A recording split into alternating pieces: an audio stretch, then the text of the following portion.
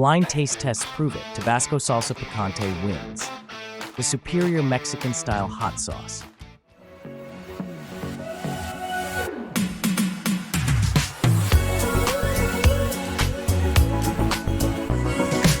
Hello, and welcome to Menu Talk with Pat and Brett. I'm your host for this week, Brett Thorne, Senior Food and Beverage Editor of Nation's Restaurant News and Restaurant Hospitality. Pat Koji, Senior Menu Editor of Restaurant Business, will be hosting next week. Our guest for this episode is the delightful David Utterback, chef and owner of 2 Japanese restaurants in Omaha, Nebraska. His first restaurant, Yoshitomo, opened in 2017 and doesn't have a stove or a range or a hood. That's because he opened it on a shoestring budget using a bunch of credit cards with promotional zero-interest offers. That was a risk, but it was a success. So it still doesn't have a hood because why bother if the restaurant already works? And he manages to crank out fine dining food at this 50-seat restaurant using a toaster oven and a blowtorch. David Utterback also operates Koji, which is more casual and family-friendly and slightly larger, but still a pretty fancy restaurant. Both serve sushi, but they have other things too. Koji has a full-on yakitori program, because it does have a grill, and they use actual Japanese binchotan. And Yoshitomo has a bunch of shared plates as well as a separate sushi counter called Ota. We had a nice chat, and I think you'll like what he has to say. We'll find out soon enough at any rate, because here he is. How are you, David Utterback? I'm doing good. I'm doing real good. Glad to hear that. It's nice to meet you. You are a chef in Omaha. Yep, I am a chef here in Omaha. And you were just telling me that your name's David Utterback, but your middle name is Yoshitomo. Is that right? Yep, middle name's Yoshitomo, which is a much better name to open a sushi restaurant with rather than, Utterback Sushi. So when I'm doing business in Japan, I'm David Yoshitomo. And when I'm in the United States, it's David Utterback. And your restaurant is, what's your restaurant called? Yoshitomo. So we've got a couple, kind of our jewel here is Yoshitomo. Yeah. Okay. And how did you get involved in this crazy world of restaurants? It's long and convoluted, so I'll try to keep it short. It was never the goal to be in restaurants. It was a third job. I was living with my band, 18 years ago in a house. There was like 11 of us there. Still couldn't afford the rent, so I took on a third job. A friend was working at a sushi restaurant here in town. He said that they were hiring for sushi chefs. I thought it was probably an easy way to get some free food and make some money. And so I applied, got the job immediately because I was Japanese. It was the first time that's ever happened. I just got the job because of the way I look. And so, from there, the goal really wasn't even to be in the restaurant industry. Like most, you're just sort of a pirate on the pirate ship, and you're looking to escape and mutiny whenever you can. I really took to it, realized I was good at it. And after a fateful trip to Japan in 2008, where, I kind of met some real sushi chefs, decided to sort of commit to the lifestyle, and I've been, now committed to that ever since. Yeah, you visited the Jiro Dreams of Sushi place, right? Yeah. So I was, into this kind of sushi long before it kind of became, the thing. Yeah, so it was, 2008, visiting that Jiro counter. Now it's a restaurant that is impossible to get into. It's so difficult. The day that I went, I was the only guest at the restaurant. No kidding. Lunch. There was just no one there. So it kind of shows what food tourism and how far sushi's gone. So was it before the movie? Because the movie's old, right? Yeah, it's about that time. It either was kind of about to come out. It was either still filming or hadn't come out yet. But it was kind of right at that time of the movie. But originally you are a punk rocker, right? That was the music you were doing? Yeah, to make ends meet by making sushi? Yeah, the goal in the early days was to be a musician and go on tour and live a fabulous rock star lifestyle, but it just never worked out. It's hard from what I understand. It Not is. not that running restaurants is easy by any stretch of the imagination, but you said something kind of interesting. You talked about the kitchen being a pirate ship, which is a something Anthony Bourdain. That's how he described it, also. But that's also kind of punk rock, right? Yeah. I mean, Right. and, really, I like to think, now chefs are kind of the new rock stars, right? Over the last decade, 15 years, now it's not about the kitchens, it's about like the individual in that kitchen, making food. So I, I guess in a way I just sort of sidestepped into the next thing, I guess. Yeah, I mean, in and traditionally, cooks are kind of rebels, right? Like Yeah. they go against the grain. A lot of them have ADHD or dyslexia or both, or are just in general like Yeah. don't fit into molds, and so they Yeah. end up in the back of the house where they belong. Yeah. I mean, we're only here because, we either have too many felonies or not smart enough to finish school, don't fit into an office environment. So like this is the one industry that will take anybody. Well, and how long have you been doing it? A long time, right? At this About point. over 18, kind of nearing 20 years, I'd say. So restaurants have changed since then, it seems. Like restaurant culture Oh yeah. is different, right? Oh yeah. So, when I started, nobody was joining the industry to become famous. Nobody was joining the industry, out of some need or to create a career. Everybody was working in restaurants because you just needed a job. And over the years now it's become something that I think more people get into with this idea of a career or some sort of fame or something like that. It's definitely changed in that way for sure. You are in Omaha, a city not, to be honest, known for its restaurants, let alone its Right. sushi. And like I grew up in Denver, so like I'm Yeah. used to being, and at that time Denver wasn't known for its restaurants either. So Yeah.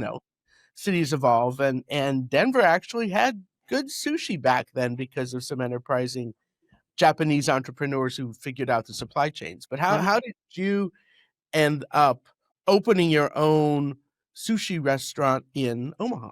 I mean, you're from Omaha, right? Yeah, yeah, I've been here for about 30 some years now.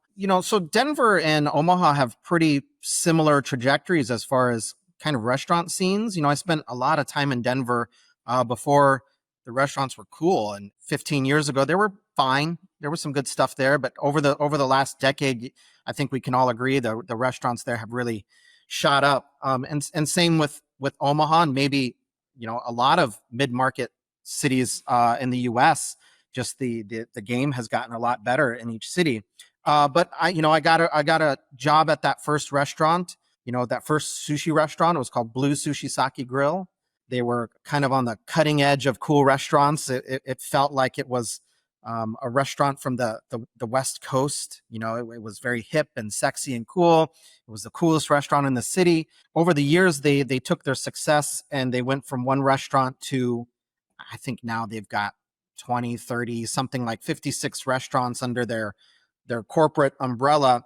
But I was kind of there at the ground floor where, I helped build the first 12, 13, 14. So I kind of got to see and help build, a corporate, restaurant menus and structure and see how those things are put together. And I was included in all of the business talk, the really important stuff that chefs don't really learn. Right. And so at a certain point, it became time to either, chase my dream or commit to helping someone else, grow theirs. And I always wanted to have my own restaurant. So it was a time to kind of part ways with the company. And, luckily, unbeknownst to me, I had all of the tools from that time in the company, growing them to kind of do my own thing.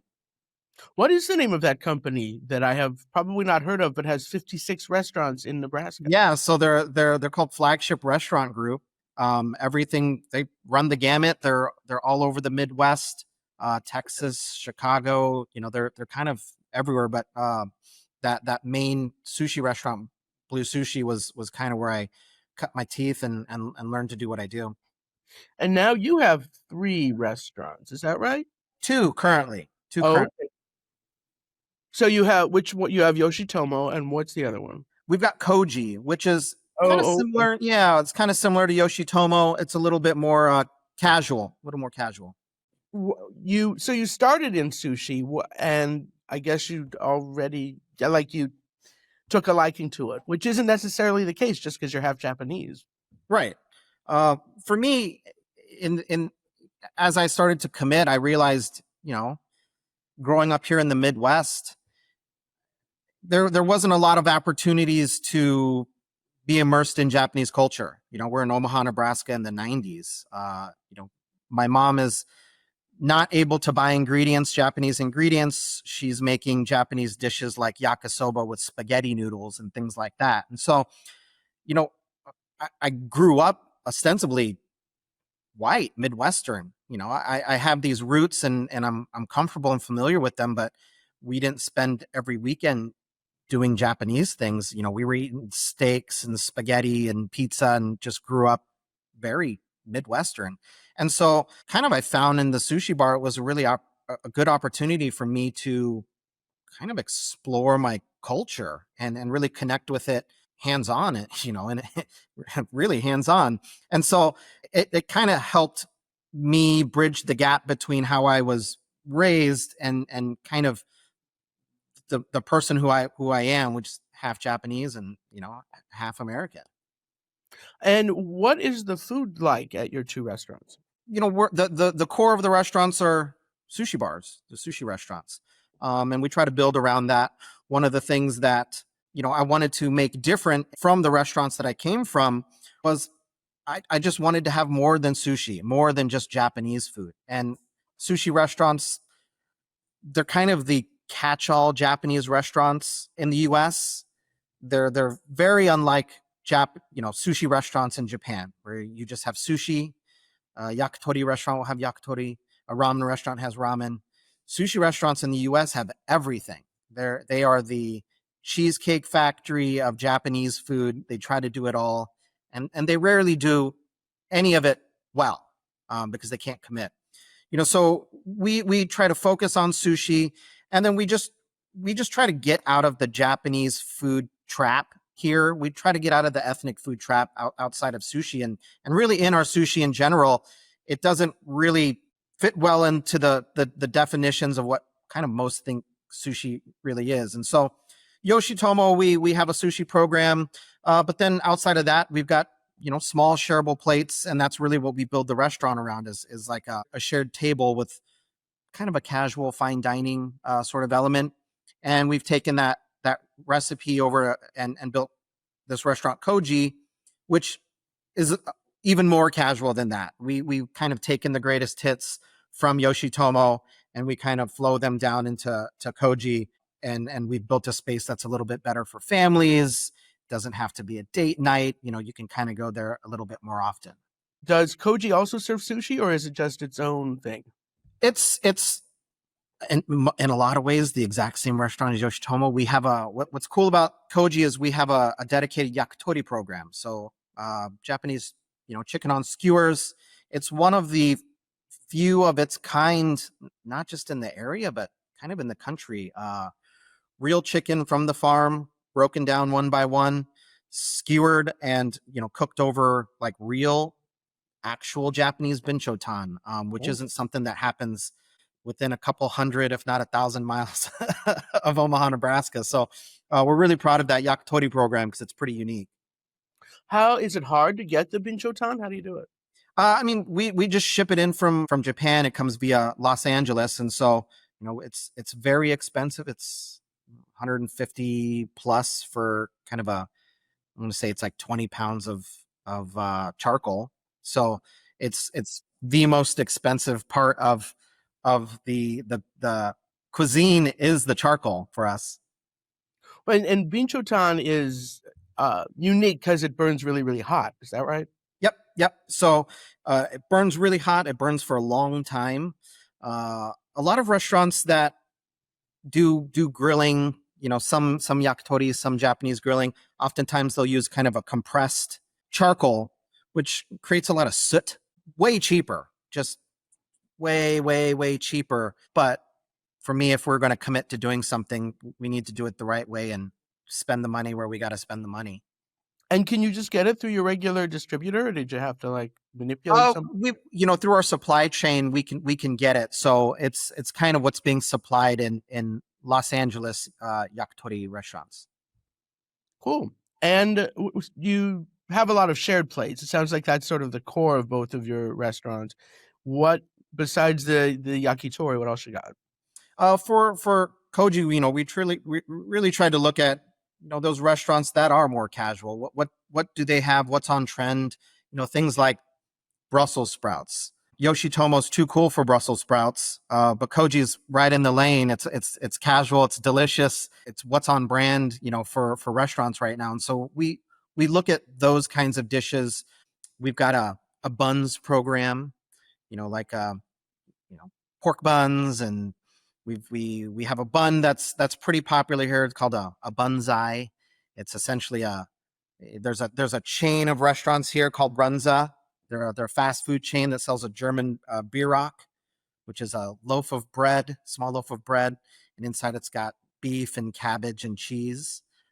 Hugely popular here in the Midwest. So we've taken that filling, put it in a Chinese bao bun. We get sort of a mix of the two worlds. And so we've got, these buns, these shareable plates, and this sushi program. It makes for a pretty good mix in the restaurant.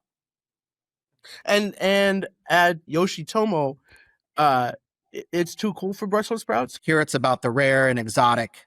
And so Brussels sprouts is just, not a thing that we do here. And, and that being said, we also couldn't. Yoshitomo doesn't have a kitchen. We don't have a hot kitchen, no oven, no fryer, no combi oven. Everything that we do here, we have to do with like a toaster oven, a smoker, a microwave, and some hand torches. So even if we wanted to cook Brussels sprouts, we couldn't do it. Well, you kind of buried the lead there. That's a pretty interesting aspect of a fine dining restaurant, right? It sounds like a fine dining restaurant that you don't actually have a kitchen. That's interesting. Yeah, it wasn't by design. It was because we bootstrapped the restaurant. When I opened it in 2017, I didn't have any money. Restaurant was essentially opened on 5 credit cards, 0% interest credit cards, and we funded kind of the whole restaurant on that. And so $125,000 on a hood system just wasn't. That was what we spent to open the restaurant. Over the years, we've looked into putting in that hood, but financially it doesn't make sense. We're already making X amount of dollars. We're going to put in a hood to make that same amount of money. So it's really, we've gotten this far and we've gotten the notoriety that we've had over the years without it. And so may as well just kind of keep it going.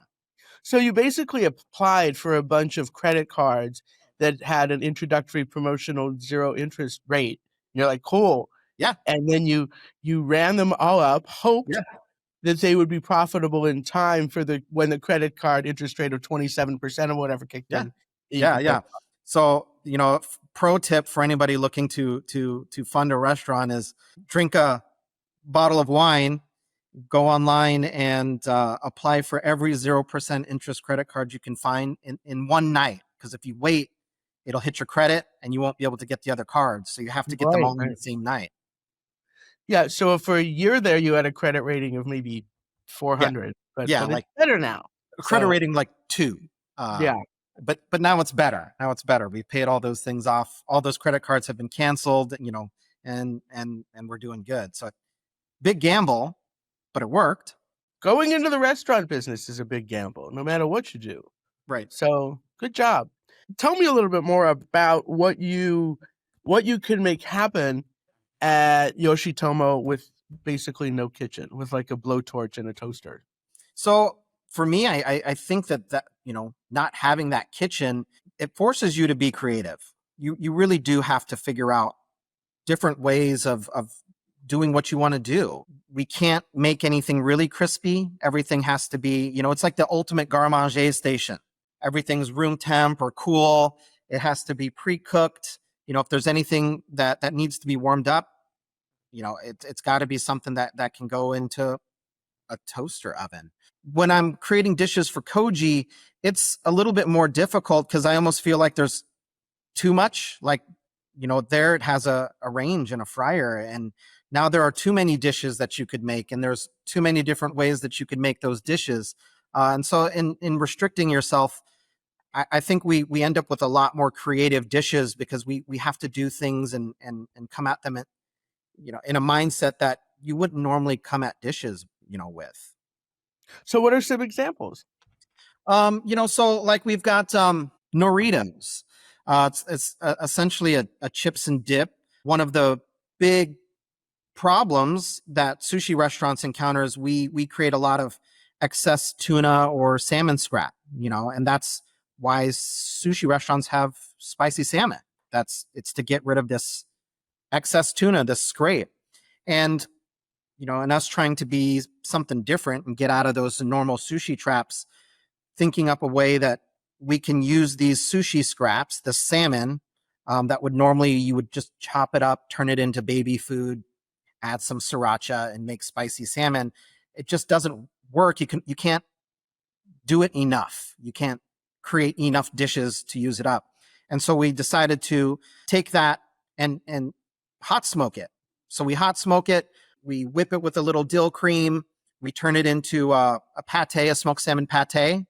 And then we take those skins, which normally we would throw away, and we blanch them and we fry them and we turn them into chips and, season them with a little leftover dried nori that we powder up. And so we've created this chips and dip out of essentially scrap stuff that we were going to throw away or that we were going to have to repurpose into something that was just not very interesting. And so that's a good example of us having to, work around some problems. And in the same way, the salmon spread can be served room temp or cold, and the chips we can pre-fry and we can just bring them up for service. And so I think that's a really great example of how we can create something that's kind of not fine dining, but you would find in a nice restaurant and achieve that, without having to have a range or an oven. I mean, it sounds delicious. So, but you do have a fryer, sounds like. We can fry. We've got the little tiny home kitchen fryer, so we can do those things. You just put a little pot of oil on an induction burner and you're good to go. Yeah, that's what I do at home. I don't have a fryer, Yeah. but then again, I don't have guests who are paying me money. How big are your restaurants? Yoshitomo is about 50 seats. Koji's maybe a little bit more. And actually, I forgot we do have a third restaurant. I've got a sushi, kind of an upscale sushi counter here as well. It's a part of Yoshitomo, and that's an eight seat high end sushi counter as well. And what is that called? Ota. Oh, okay. And you forgot about it. I just, it's a part of the Yoshitomo program. I mean, I'm literally sitting in it right now. But we had another restaurant that we closed at the beginning of summer. So, it just kind of slips your mind. I guess. I don't know. I'm not an entrepreneur, so I don't know how it works. What did you close and why? It was simple. We didn't know our market. It's the first rule of restaurants. Like, you got to know your clientele and your market. We took over an aging restaurant that had a built-in clientele, and we tried to do what we do, and it was just a mismatch. They wanted the old restaurant, and we wanted to create a new restaurant, and they just didn't go well together. And so we learned a very valuable and very expensive lesson on clientele. Well, you're still standing, so that's good. Yeah. Do you have plans for new restaurants? We do. Anyone who's owns a restaurant knows that you have to have more. You can't retire on one tiny 40-seat restaurant. And so if there's any chance of escaping the life, we have to have more restaurants. So yeah, we've got a couple in the pipe coming down for the next year or two. Do you want to share with us what they're going to be, or is it secret? It's a secret. I prescribe to the Apple philosophy of not releasing details until you can have it. I hate the wait. When someone announces a restaurant too early, you forget about it. And by the time it's actually opened, you've missed all of the excitement of the announcement. It's all gone. you can't capitalize on that initial excitement. So we're sitting on it. Yeah. So stay quiet. But how are your two restaurants doing? They're doing well. The economy in Omaha is good. It's always strong.